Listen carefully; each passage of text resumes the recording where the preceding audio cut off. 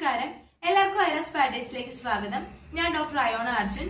ഇന്ന് ഞാൻ നിങ്ങളോട് ഷെയർ ചെയ്യാൻ പോകുന്നത് നമുക്ക് ഏറെ പ്രയോജനപ്പെട്ടതും അല്ലെങ്കിൽ എല്ലാവർക്കും ഉള്ള ഒരു സംശയമാണ് ഏതെല്ലാം തൈലങ്ങൾ അല്ലെങ്കിൽ ഏതെല്ലാം കുഴമ്പുകളാണ് എപ്പോഴും നമുക്ക് സ്ഥിരമായിട്ട് യൂസ് ചെയ്യാൻ പറ്റുന്നത്. പ്രത്യേകിച്ച് മഴക്കാലം അല്ലെങ്കിൽ കർക്കിടക കാലത്തൊക്കെ ഏതെണ്ണയാണ് നിങ്ങൾക്ക് മെയിൻ ആയിട്ട് ഉപയോഗിക്കാൻ പറ്റുന്നത് എന്നതിനെ കുറിച്ചാണ് ഞാൻ ഇത് പറയാൻ പോകുന്നത്. അപ്പം ആദ്യമായി ഞാൻ നിങ്ങളോട് പറയാൻ പോകുന്നത് ധന്വന്തര തൈലം അല്ലെങ്കിൽ ധന്വന്തര കുഴമ്പാണ്. ധന്വന്തര തൈലമാണെങ്കിൽ കുറച്ച് പ്രായം കുറഞ്ഞവർക്കൊക്കെ ഉപയോഗിക്കാൻ പറ്റുന്നതാണ് ധന്വന്തര തൈലം. അതേസമയം ഒരു 50 വയസ്സിന് മുകളിലേക്കുള്ളവർക്കാണെങ്കിൽ നിങ്ങൾക്ക് ധന്വന്തര കുഴമ്പ് യൂസ് ചെയ്യാം. ഇത് ഡെയിലി തേച്ച് കുളിക്കുന്നതുകൊണ്ട് യാതൊരു തരത്തിലുള്ള വിഷയങ്ങളും ഇല്ല. നിങ്ങളൊരു മസിൽ റിലാക്സേഷൻ അല്ലെങ്കിൽ സ്റ്റിഫ്നെസ്സോ അങ്ങനെ എന്തെങ്കിലുമൊക്കെ വിഷയങ്ങൾ നിൽക്കുന്നുണ്ടെങ്കിൽ അല്ലെങ്കിൽ കൈക്ക് വേദന, കാലിന് വേദന, അങ്ങനെ വേദനകൾക്കൊക്കെ നിങ്ങൾക്ക് ഈ ധന്വന്തര തൈലം യൂസ് ചെയ്യാവുന്നതാണ്. രണ്ടാമതായി ആർക്കും ഉപയോഗിക്കേണ്ടത് യങ്സ്റ്റേഴ്സിന് വേണ്ട, പ്രായമായവരൊന്നും വേണ്ട, എല്ലാവർക്കും ഉപയോഗിക്കാൻ പറ്റുന്ന ഒരു തൈലമാണ് കർപ്പൂരാതി തൈലം. നമുക്കറിയാം അതിന് നല്ലൊരു ഹൃദ്യമായ സ്മെല്ലാണ്. അതിന് നല്ലൊരു റിലാക്സേഷൻ നിങ്ങൾക്ക് കിട്ടും. അതായത് നിങ്ങൾക്ക് അറിയാമോ എന്ന് എനിക്ക് അറിയത്തില്ല, തൈലങ്ങളൊക്കെ യൂസ് ചെയ്യുന്നത് വഴി നിങ്ങൾക്ക് ബോഡിക്ക് മാത്രം ഒരു റിലാക്സേഷൻ അല്ല, മറിച്ച് നിങ്ങളുടെ മനസ്സോടെ ഒന്ന് റിലാക്സ് ആവാൻ നിങ്ങൾ സഹായിക്കുന്നു. നിങ്ങൾക്ക് എന്തെങ്കിലും തരത്തിലുള്ള വേദനകളോ, സാധാരണഗതിയിൽ ഷോൾഡർ പെയിൻ ഉണ്ടാവാറുണ്ട്, കാഫ് മസിൽസിന് പെയിൻ ഉണ്ടാവാറുണ്ട്, നിങ്ങൾക്ക് വർക്ക് ലോഡ് ആകുമ്പോൾ നിങ്ങൾക്ക് ഭയങ്കര ടെൻഷൻ, ആൻസൈറ്റി ഒക്കെ വരാറുണ്ട്. ഇത് നിങ്ങൾ തുടർച്ചയായിട്ട് യൂസ് ചെയ്യുന്നത് വളരെ നല്ലതാണ്. കർപ്പൂരാതി തൈലം one of the best oil തന്നെയാണ്.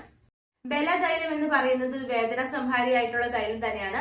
അതും ആർക്ക് വേണേലും ഉപയോഗിക്കാവുന്നതാണ്. അവസാനമായി എനിക്ക് പറയാനുള്ളത് ബല അശ്വഗന്ധാതി തൈലമാണ്. അതും വളരെ നല്ലൊരു തൈലമാണ്.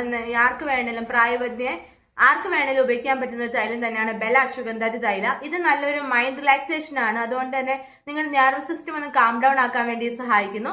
വർക്ക് ലോഡ് കാരണോ അല്ലെങ്കിൽ വർക്ക് പ്രഷർ ഒക്കെ കാരണം നിങ്ങൾ ഒരുപാട് ബുദ്ധിമുട്ടുന്നവരാണെങ്കിൽ നിങ്ങൾക്ക് ഈ ഒരു തൈലം വെച്ചിട്ട് ഒന്ന് മസാജ് ചെയ്യുകയൊക്കെ ചെയ്യുവാണെങ്കിൽ നിങ്ങൾക്ക് ബോത്ത് മൈൻഡ് ആൻഡ് ബോഡിക്ക് ഒരു റിലാക്സേഷൻ തരാൻ സഹായിക്കുന്നു. അപ്പൊ ഈ 4 തൈലങ്ങളാണ് മെയിൻ ആയിട്ട് യൂസ് ചെയ്യാൻ പറ്റുന്നത്.